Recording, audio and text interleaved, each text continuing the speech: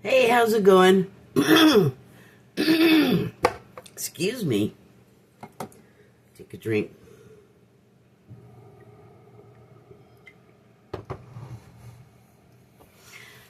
So it's now Monday, like 6 a.m. or something, and I actually woke up at 3. And I'm saying that because I like to do a little something on Sundays, but I just couldn't get it together. But I had a card that I pulled from the Declarations of Mary. I keep calling her Magdalene Mary, like I'm reading from some kind of clipboard. I pulled one card from the Declarations of Mary Magdalene. Anyway, it is the number 20 card. And it reads, "Love, wisdom, and power is the song of God within thy sacred heart. When one recognizes their power is the power of love, in truth, grace, and inner wisdom." So, as always, these are like the cards that you sit there and think about, or I do.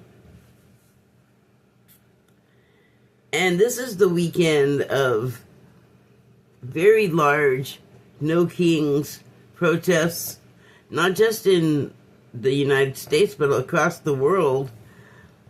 That mantle has been picked up because there are similar things happening in each country. And that's because the leaders get together and decide how they're going to collectively be crappy to the people that they, so-called run their countries for.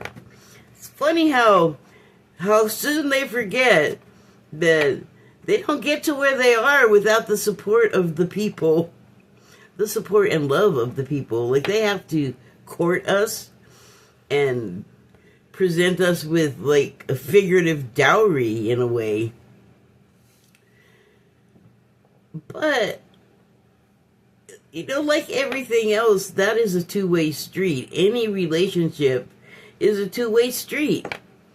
And the relationship that citizens of countries seem to be having with multiple countries, with citizens having problems with the performance of their leaders. It's a title shift that's happening. It's a big deal. It's a big fucking deal. But I am always reminded of, a couple of things. I was going to say, I'm always reminded of the fact that when it comes to love and expressing it, we are, like, not good at it, or, like, we do it in a compromised, like injured way, like, we don't know how to do it wholly, with our entire true being, because that is scary. So the other thing is I always remember Martin Luther King, amongst other people, saying that love is the answer to it all, because underlying everything at our core, our basic essence, is that we just have, these lives here that we build over on top of so many times, like true archaeology in the real world. To find old stuff, we have to dig it. We have to dig. Like, every time it's got to be unearthed. Have you noticed that? Why is everything buried? Well, that, in my opinion, this is kind of off the subject, or maybe it isn't, but the reason why stuff has to be dug up, and the reason why it was buried, is because floods, like biblical floods. I am having an interesting experience on Blue Sky right now, I have a pretty fair number of atheists started following me. It's because they can all see what each other is looking at, and so they've decided have taken a liking to me, which is fine. I don't have any problems with that. And one of them is very prolific and very much dedicated to informing people to what he sees as what's wrong. Like, atheists don't believe in a God. Like, and by association, that would be like everything associated with that God, I'm pretty sure. I mean, why do it half-assed? So, that, I just complimented that guy, because even though I don't agree, like, I do think there is a God or a source or spirit or creator or whatever you want to call the grand poobah. I don't think spirit cares what you call it as long as you observe it and call it. Remember that it is there, and it's really not to be taken for granted, because when you stop paying attention to the main thing that spirit cares about is like loving your neighbor, basically.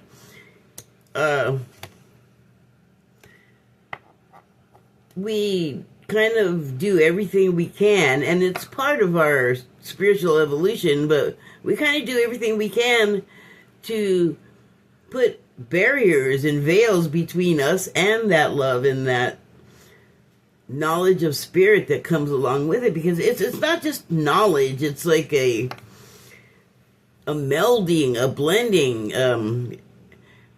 a blending back, by the way, because each of us is an aspect of spirit, an incarnation of the Creator.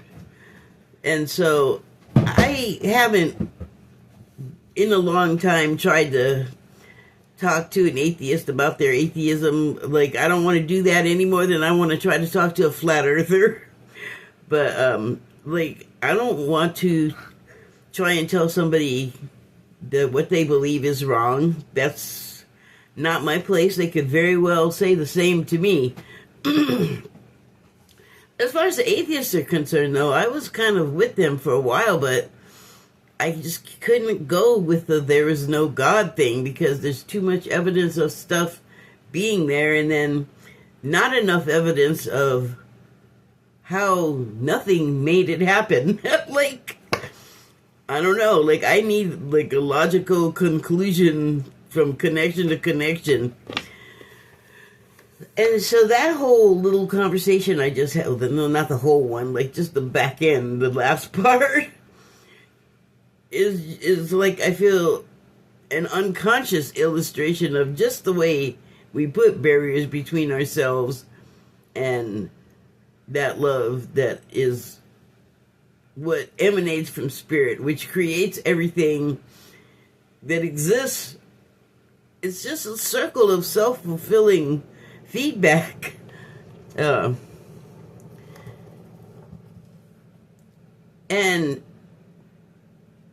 there's a lot of power to it once we begin to understand it and how it works and how we work within it. So it's just like funny to me the way that we are with love, and we get confused that it's all love is romantic love or like familial parental love, and we make it like it's got to be this way, like there's rules, and maybe for you personally, but generally, live and let live, I think, is the rule that should work. But there's a reason why the barriers came up, and the disagreements and the misunderstandings, so we could work our way out of them. And one of the best tools for doing that is love, because it allows you to have forgiveness, which is also major.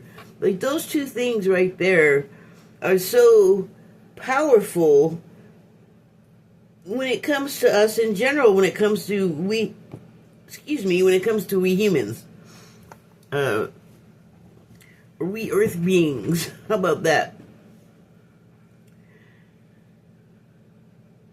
So, love, wisdom, and power is the song of God within thy sacred heart.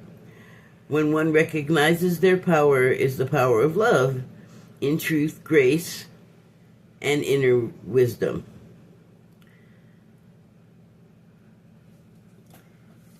I just posted on Blue Sky about how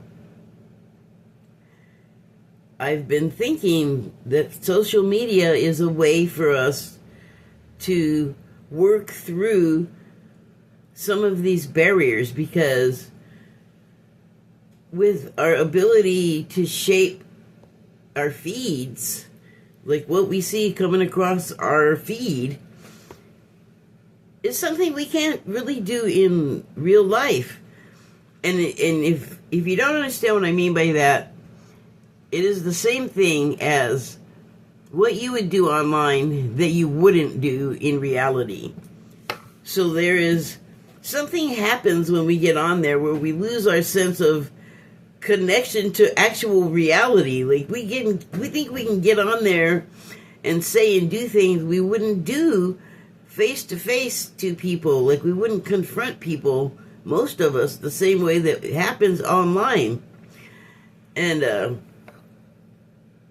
and I thought, and have been thinking, it is situations like that, like little interactions like that, that come up, and we have a number of choices in our ways that we respond. And so it could be just having like the wisdom to know that, like what I just said, like it's kind of like a situation you walk into, and you know there's going to be maybe like a disagreement or some sort of conflict. But knowing that is a way of consciously having your hands on the wheel in the situation, like knowing your destination. But we can also find ourselves in the same situation and not have the same type of awareness to the fact that, oh, wait a second, what I do here can make the situation happen a certain way, like one way or another, and that or another depends on how you decide to respond. And you have a lot of choices. I don't think I need to explain that particular detail. Like, you have had situations where maybe you're in a certain state of mind and you walk into a room or a business, and what's happening in there changes the face of how you are feeling. And it requires you to respond differently, perhaps, like defensively maybe, which means that you put something between your true self and that person for protection.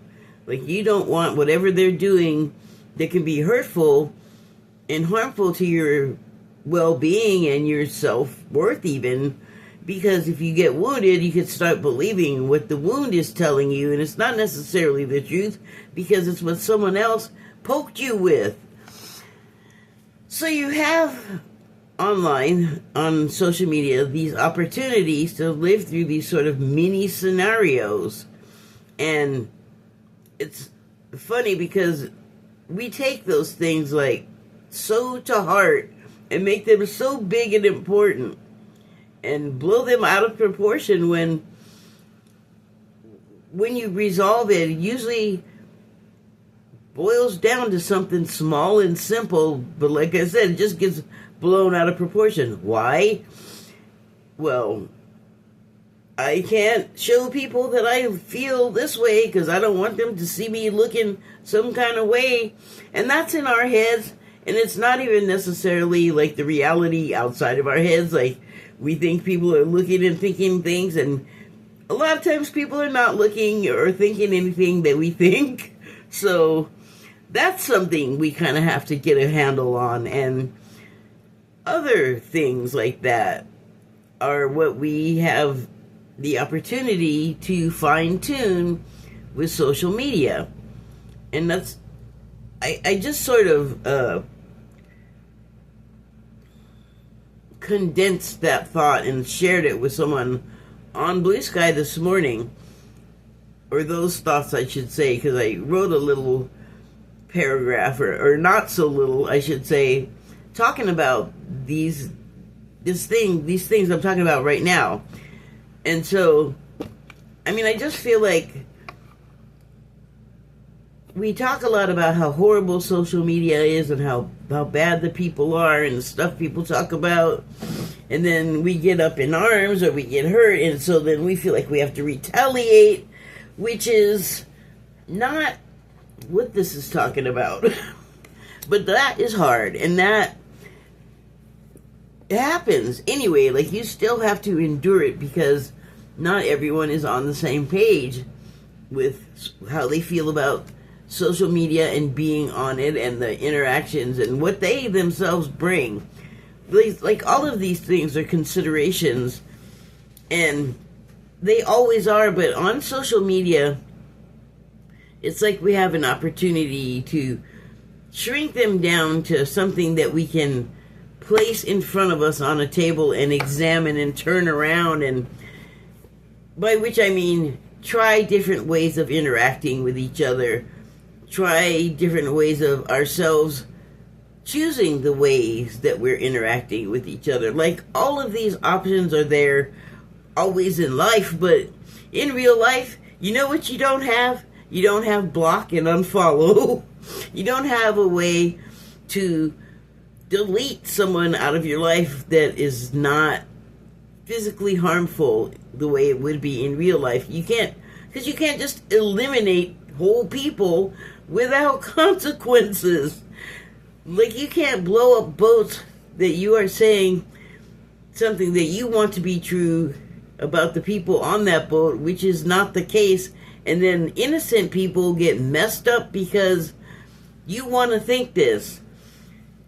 It is literally kind of the same sort of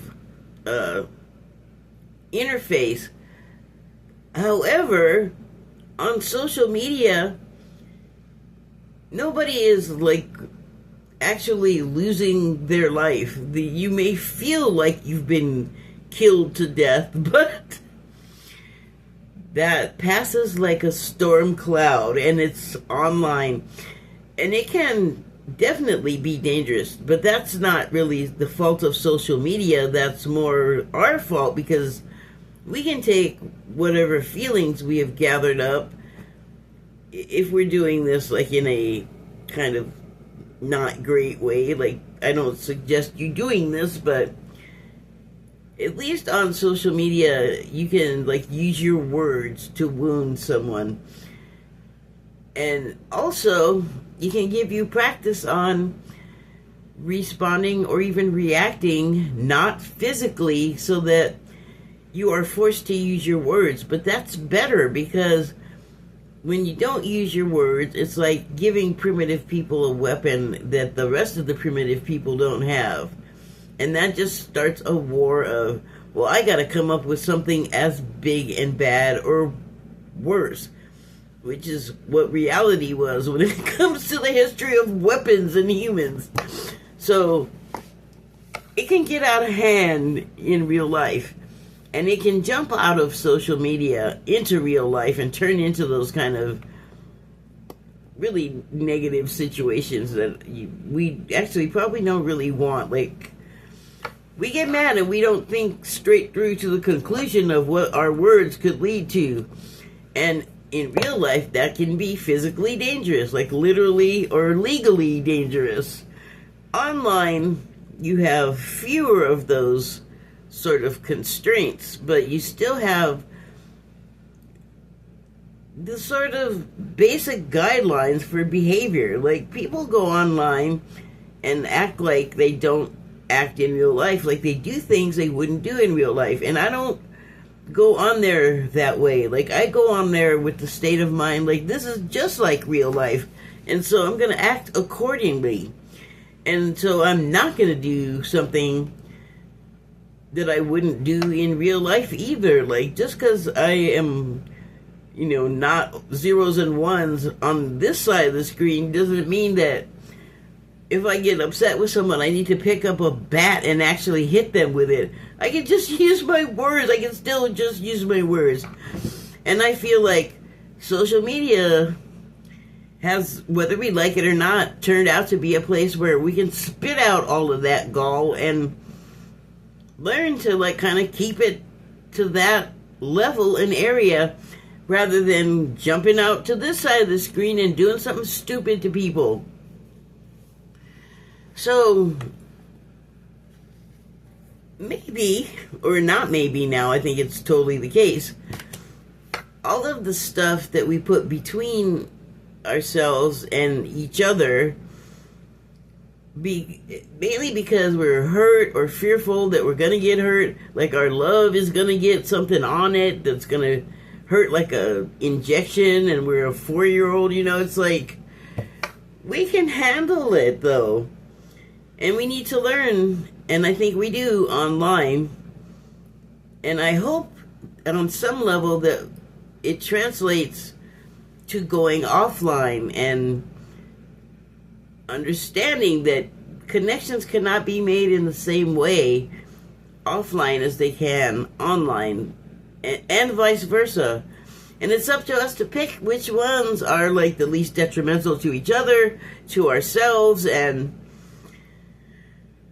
I think that's what life is it's just a series of experiences, and we help each other in those just by being here for it, for, like, the person that saves you, the person that you argue with, the person that comes up with the solution when you can't, the person that has the food when you don't, that shares, or that doesn't. Because we think that bad experiences are of no value or something, and it's like,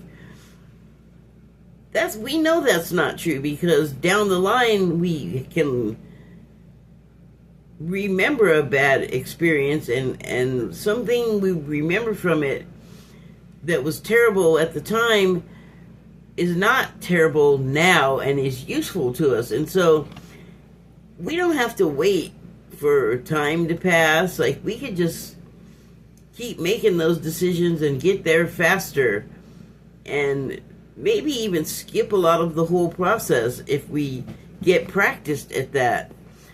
And what, in a far less complicated way, obviously, because of character limits, I said basically the same thing, that it is our opportunity to test and practice these, oh God, I don't even know what to call them, interacting with each other, and for the better, if possible. However, if it's a situation that we deem as negative or bad or unpleasant, and we can't wait for it to be over, and oh my God, the horror and the humanity. But the thing is even the worst, like, seems like stuff happens and is resolved a lot faster now than it was when I was a kid, when it comes to, like, foreign conflicts, or, well, I'll just leave it at that. But just as an example, we have learned and evolved to even do that differently, to like, be at war. And it took practice, and in each of the situations we ever encounter, there is always a level of a handshake and an agreement and understanding that, let's take an argument, for instance. You're having a discussion, and emotions heat up, and it becomes an argument, and one person wants to be right over the other person, and each one is trying to prove it. We all know what an argument looks like, but my point is that even in the midst of that, it is possible to see something worthwhile, to make the experience that feels bad, make you see that the experience that makes you feel bad is a worthwhile one, because something will happen there that wouldn't happen when it's just happy and nice and everybody getting along. And that is just another thing to work through, which is a learning experience for us. And the working through gets us closer to the love and the wisdom that is the God within us, the Creator within us. Like, we are literally creating our lives in the way that I just said, for example. But like any interaction, apply that knowledge to it, and it changes the whole landscape, kind of. So, this card at one point talks about recognizing the power of love. And recognition right now for me of the power of love is that even when we're clashing with each other, it's not a useless exercise. It's not a waste of time. No interactions with each other are wastes of time. But to see it that way, you have to like live a little. You have to go through some things, because some things don't make sense until you do, and you don't accept them as such until you do.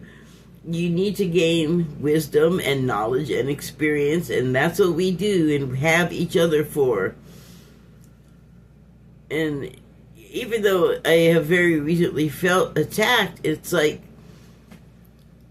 maybe that's what it felt like, but maybe that's not what it was, because it has also been a time for me of discovering that long-held beliefs that I thought were just, evergreen, couldn't get it wrong, like it was just forever. Nope, it was just completely wrong the whole time.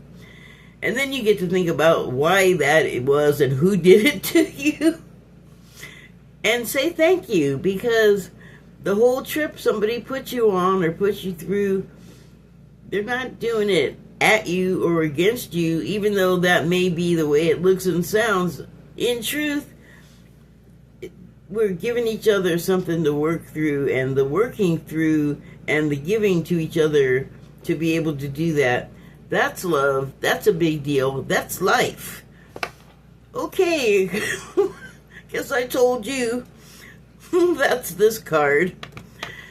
Thank you and good night.